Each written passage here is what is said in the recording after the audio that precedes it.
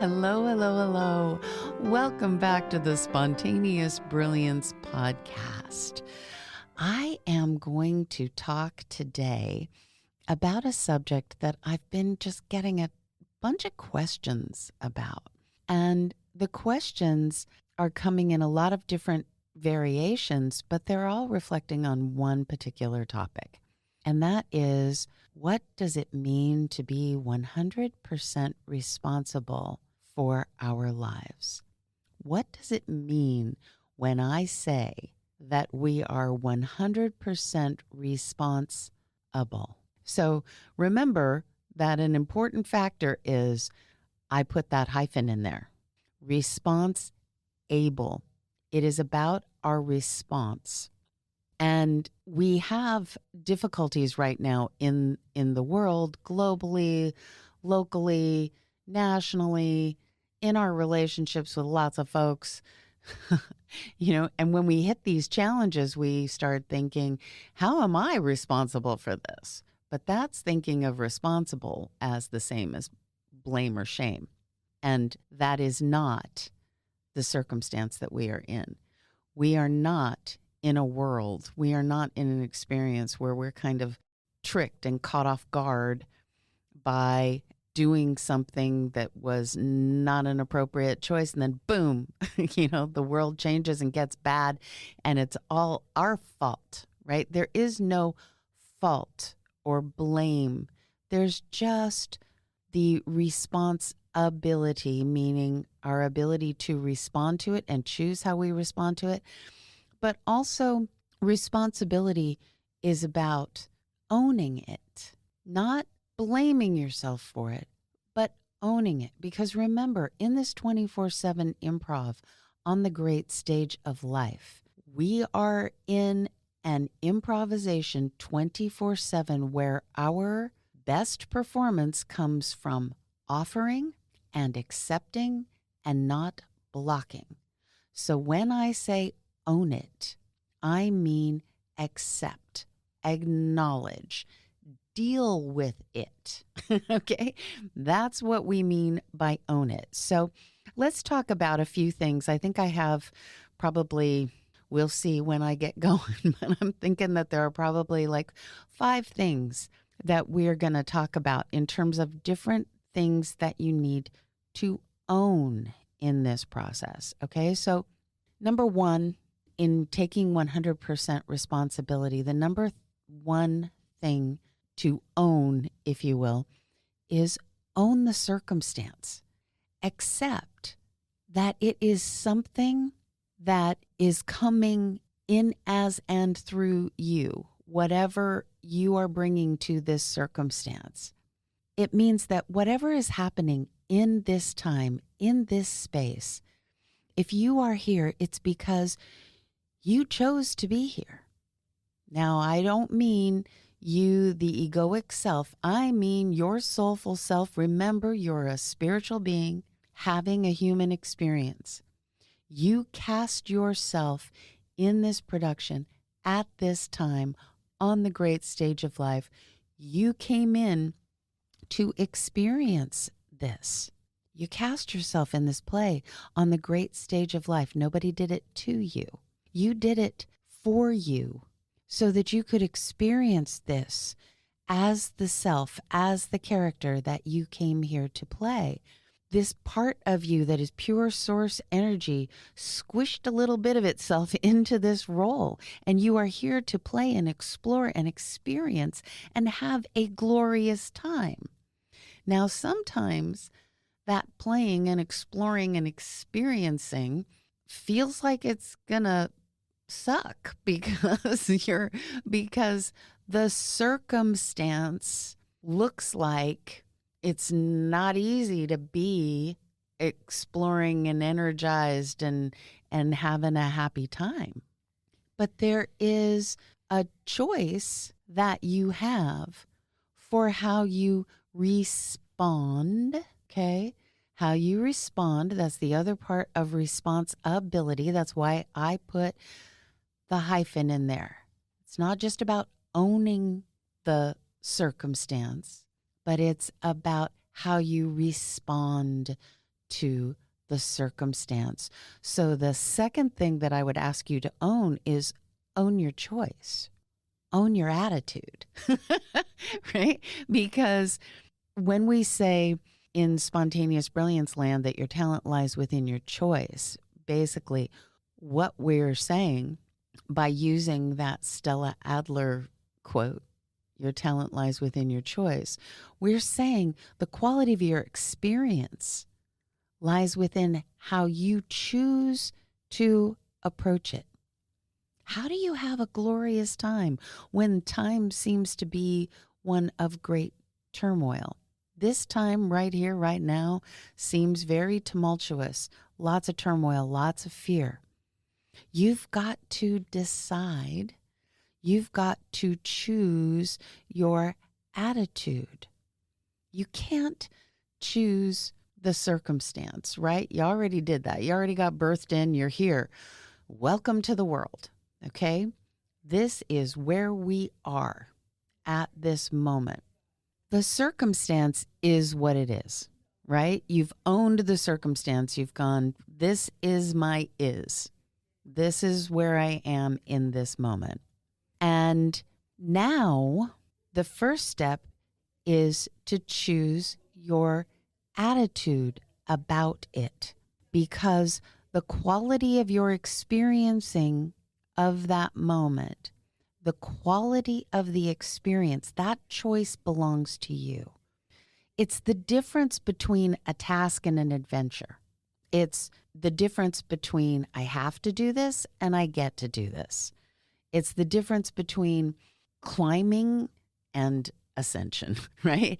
It's whether or not you choose to view this as a struggle or you choose to view this as an opportunity. Whatever it is, okay? If you have people in your life, and I don't mean just the people and the circumstances in your immediate life, like in your immediate circle, but even those that are, out there in the, let's go ahead and say it, in the political world, right? Those that are running countries and running huge businesses and making gigantic choices that affect millions of people. Those people, even if they are doing things that you just cannot understand and you cannot agree with and you cannot feel comfortable with, and you are having a hell of a time choosing an attitude of gratitude for them being on the planet, remember that those people whose behaviors are so egregious that your heart has to expand in order to be able to look at them with a compassionate eye of even wanting them to be on the planet at the same time as you. Those people are your sacred friends, and they don't have to be somebody that's close enough to touch. They can be that somebody that is in that huge power position that is still affecting the lives of millions, maybe not even affecting your life so much, but you can see that there are people that are being harmed by their choices and their actions. And you can't understand it, but you can choose to say, okay, if I'm in this circumstance, then I have the choice to be a victim, to be blaming somebody else, to be woe is me or woe are theming my way through this circumstance. Or I can choose to look at it and say, what is this person giving me the opportunity for right now? What is the opportunity in this? If they are my sacred friend, which they are, if they're there, that's what they have the potential to be. It's up to you to choose to let them be that. So if you choose to let them teach you just by their presence on the planet and their behaviors that stink, right? Their behaviors are sucking hard, but you are saying, okay, if they're doing that, what can it teach me? What can it give me? How can I choose to see this as an adventure, as an opportunity? The difference between digging a trench and digging a treasure hunt.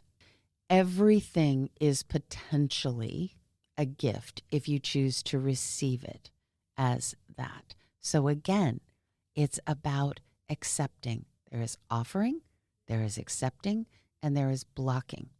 Okay?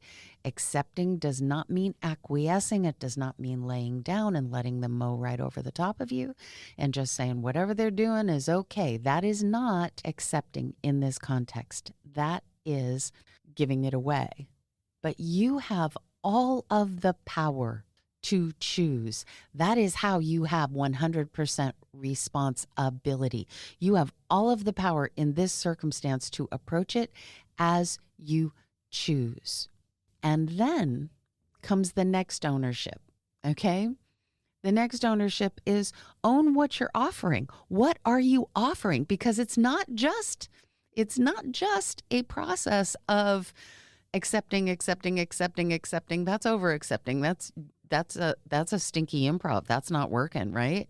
If you're just accepting, you're not doing anything. You're not adding to this in any way. So again, own what you are offering. This is the number 3 thing to own, right? Own what you're offering. It's about your offer. What are you bringing to the table? It can be with an attitude of playful curiosity. It can be with an attitude of gratitude. It can be with an attitude of exploration.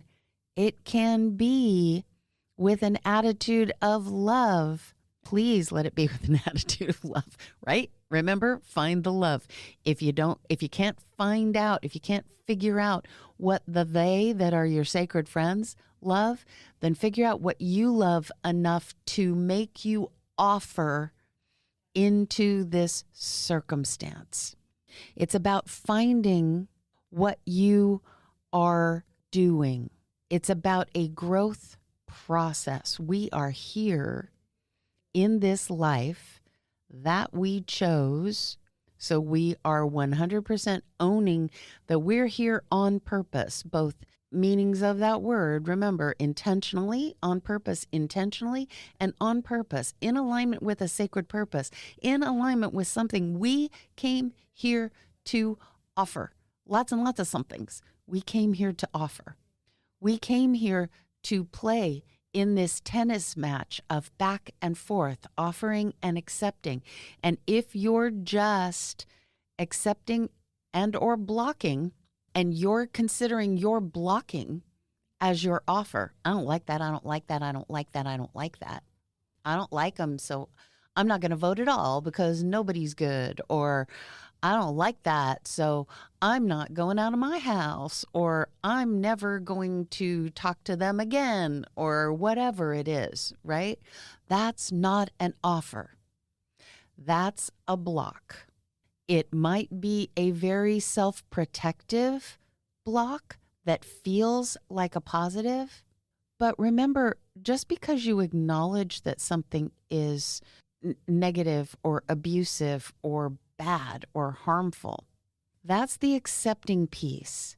But there needs to be an offer for you to truly be taking responsibility. The response part is you have to do something. Remember, acting is active and you're here playing a role. You have a responsibility. You have that responsibility to offer. And when you choose your offer, if you are choosing it from a place of love, then it is going to be an offer that will build, will help us move to a better place. So owning what you're offering is an essential part of this. And that is really, you have to be super honest with yourself. You have to check in. You know, I talked a couple of podcasts ago about the text analysis method that we use for discovering our character when I was talking about defining yourself, you know, and you look at when you are analyzing a character that you're playing for the stage, you do a text analysis and you look at all of the dialogue and everything your character says about themselves, everything your character says about other people. And I don't remember whether I mentioned this or not, but one of the questions that you always ask yourself after you've made those lists of everything your character says about themselves, everything your character says about other people, and everything other people say about the character, right? Those are the three categories. But then you ask yourself, are they lying? Are they lying or are they telling the truth? And one of the great things that we have the capacity to do as humanoids is we have the capacity to lie to ourselves, to tell ourselves a story that is not true. And we actually are so good at it sometimes that we convince ourselves that that's the story. That's the story, right? And so think about it. If we're that powerful, then we need to own that. We live whatever story we tell ourselves. And if we're lying to ourselves about our responsibility, if we're lying to ourselves about the quality of our offers, whether or not we're offering, whether we're over accepting and just letting somebody else steer the ship, or whether we are blocking, if we're lying to ourselves about that, then that is where we are choosing to be. So we have to own what we're offering, but we also have to own what we're blocking. So if we have that awareness, let's see, I think I've hit number 4 in the things that I'm asking us to own. Okay. So we're going to own what we're blocking. And the easiest way that we can notice what we're blocking is to notice what we're attached to. Mary Morrissey, I always love that phrase she uses. She says, you have to notice what you're noticing. And she uses it in order to steer you toward what it is that you're passionate about, what it is that your dreams might be about, what your offers might be about, what you might be leaning into. But I'm asking you to notice what you're noticing, to notice what it is that's bringing up resistance in you. Notice what you're blocking. How aware are you of what you are saying no to on a habitual basis? And one of the ways that we say no, that we don't even realize we're blocking, is when we are attached to the outcome. Remember that I say in Spontaneous Brilliance, the more attached you are to the outcome, the more likely you are to be blocking. In other words, the more it has to turn out like you've pre-imagined it, the more you're stuck with a whole bunch of no's that might have been beautiful yeses, even bigger than the one yes you're willing to give the circumstance. So if you have decided that you have to be right, that your definition of it has to be the way that it is, that your way of doing it has to be the way that it's done, that the plan that you have has to be followed to the letter or it's not good enough. Are you interested in measuring your success in a circumstance or in the process of doing something by whether or not it gets done, or whether or not somebody in particular, maybe you, get the credit? What is of primary importance to you? If you're aware of that, if you're aware of your creative process, if you will, that you are creating the way you are experiencing this circumstance, whatever it is, through your attention, through your accepting, through your offering, through your attitude. Your attitude is how you are creating your experience of this circumstance. And if your attitude is no, no, no, no, no, no, no, no, no, no, no, no, no, that's not the way it's supposed to be. That's not the way I like it. That's not the way I thought I was going to do it. That's not the thing I thought they were going to say, so I'm not listening. That's not the way I want them to be, so I'm not going to let them be in my world. That's not. When you are saying no constantly and you're not remembering to ask, what is the gift in this? What am I here for? What am I trying to teach me? What is the purpose of this moment in time? What is the gift in this circumstance? How can I expand my awareness? That's how you keep yourself from blocking. You keep yourself from blocking by going right back to, that old, what has now become super kitschy corporate talk, yes-anding the circumstance, right? You've got to yes and.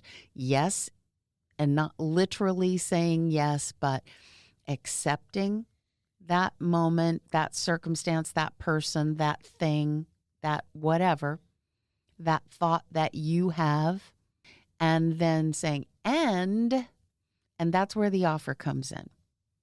That's where the offer comes in. And that's how you keep yourself from blocking. You practice offering. You practice looking for the gift that has just been given to you in the opportunity, even if it's ooky, and looking for the gift you are going to return. Find the love. And love does not mean being all huggy and squishy about everything. I know that, and you know that. But love means, what do you love enough to fight for it? What do you love enough to be present for? What do you love enough about yourself to figure out how to transcend this circumstance through your offers? So again, you're going to own the circumstance. You're going to own your choice of attitude. You're going to own what you're offering. You're going to own what you're blocking.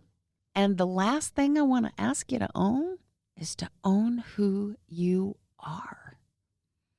I said it earlier in this podcast, and I've said it before a bazillion times. I will say it again.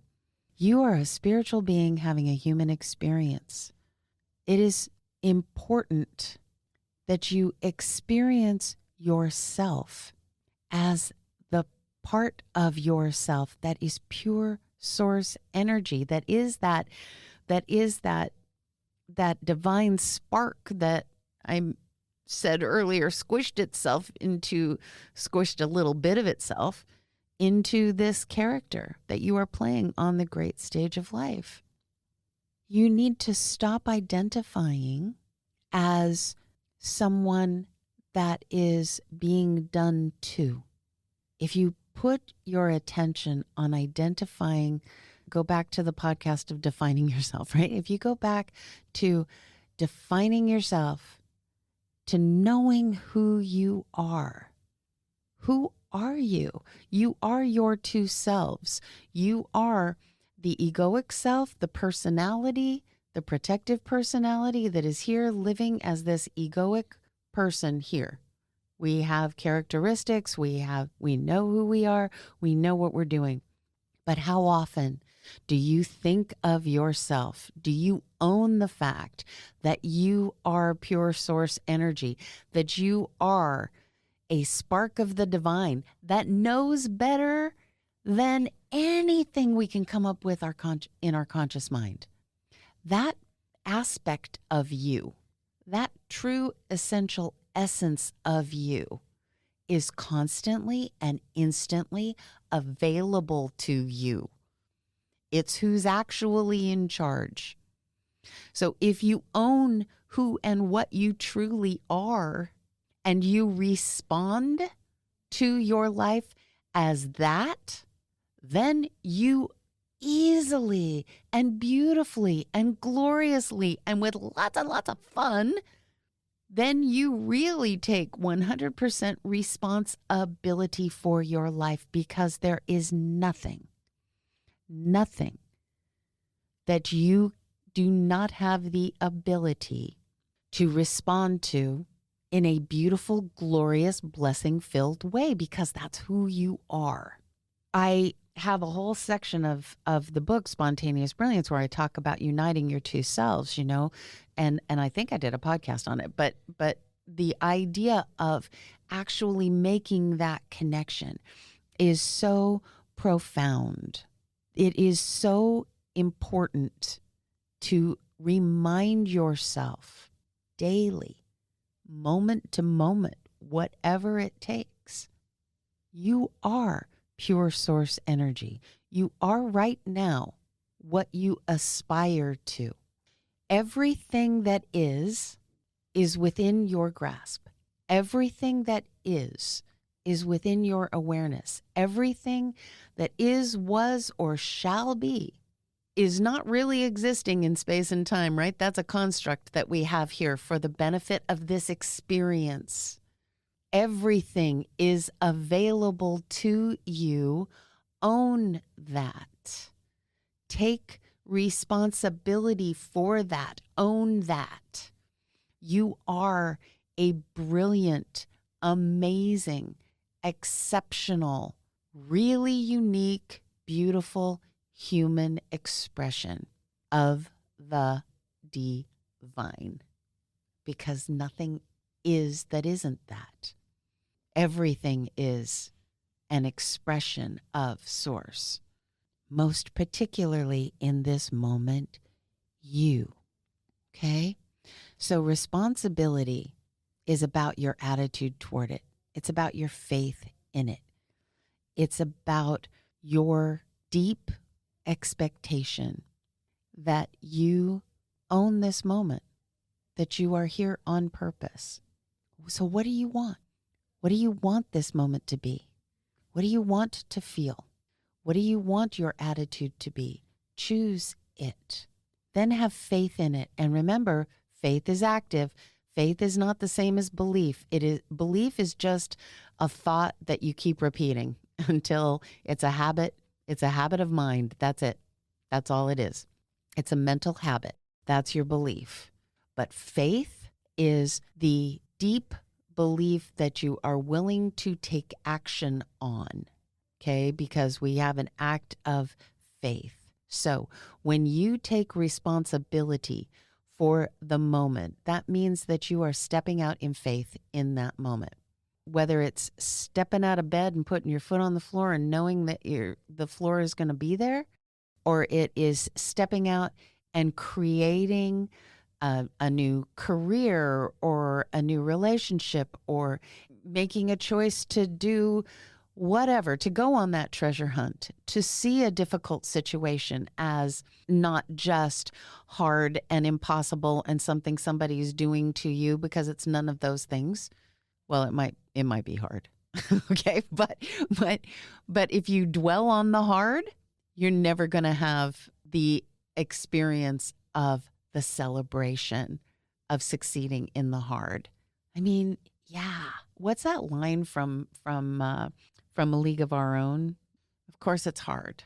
The hard is what makes it great. If it wasn't hard, everybody would do it. It's something like that. The line is something like that, but that's beautiful.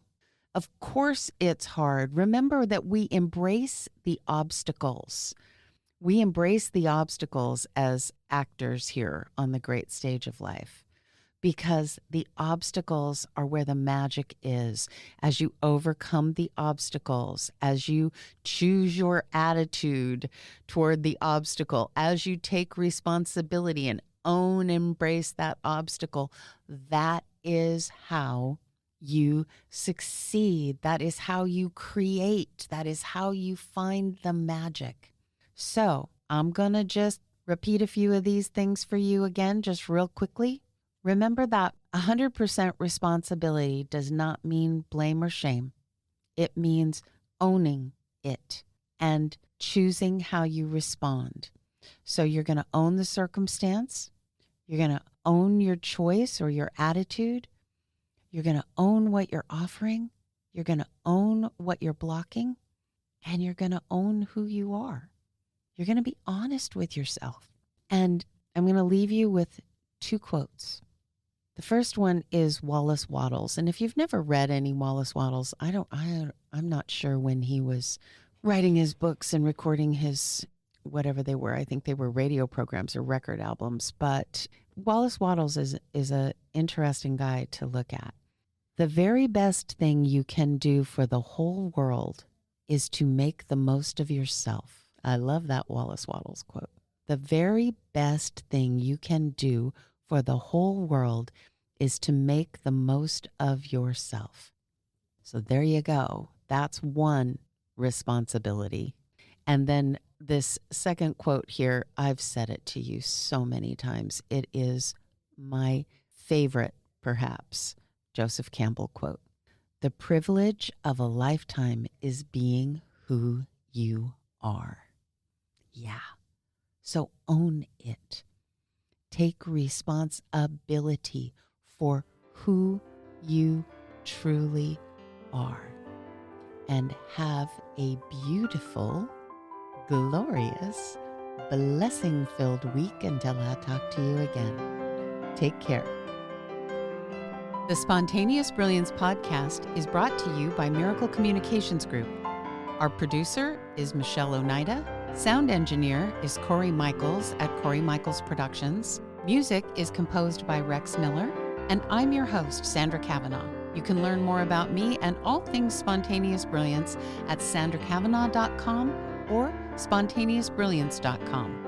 And please join the conversation here at the Spontaneous Brilliance Podcast by emailing us at podcast@spontaneousbrilliance.com.